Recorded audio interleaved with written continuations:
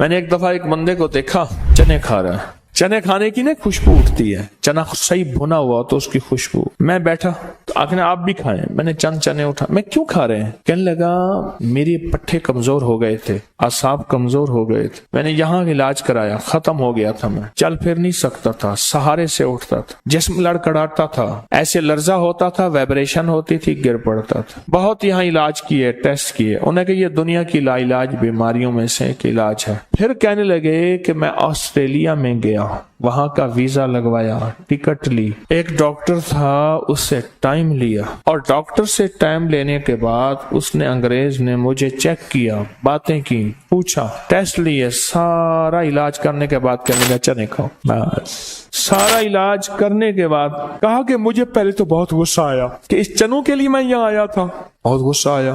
کہا کہ اس نے میرے چہرے کو پہچان لیا، انگریز نے. اس نے کہا یہ بظاہر معمولی چیز ہے، اس معمولی چیز ہے. اور پھر اس نے کہا کہ بر صغیر کے بچے پہلے چنے کھاتے تھے، اب ٹافیاں کھاتے ہیں، پہلے چنے کھاتے تھے، اب چاکلیٹ، ٹافیاں، برگر، بوتلیں اور یہ چیزیں استعمال کرتے ہیں، پہلے چنے کھاتے. بس وہ جو چنے تمہاری زندگی سے گئے ہیں اور تمہاری جسم، اعصاب، پٹھے، ہر چیز تمہاری بالکل بیکار ہو گئی. مغل دور میں ایک بادشاہ تھا، ابا جی فوت نہیں ہو رہے تھے احتیاطاً. اب ابا جی فوت ہوں تو ولی عہد کو بادشاہت ملے. ابا کی عمر لمبی ہو گئی.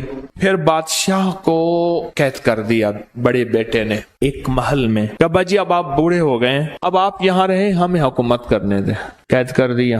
تو بادشاہ نے کہا چلو بیٹا تو نے مجھے قید کر دیا، دو چیزیں تو دے دے، ایک چنے دے دے میں کھاتا رہوں گا چنے، اور ایک بچے دے دے میں پڑھاتا رہوں گا. تو بیٹے نے کہا بادشاہ ابا میرا ہے، قید ہو گیا ہے پر بادشاہی نظام اس سے نہیں گیا. کیوں؟ بچے ہوں گے تو حکومت ہوگی بچوں پہ، بیٹھ جاؤ، اٹھ جا، یہ کر دے، فلاں کر دے. اور چنے جو ہیں وہ اس لیے ابے نے مانگے ہیں، یہ ہے غذائی شاہی ہے، شاہی غذا ہے. انگلش میں چنے کو کیا کہتے ہیں؟ گرام کہتے ہیں. کیا کہتے ہیں؟ اچھا. اور گھوڑے کی غذا کیا ہوتی ہے؟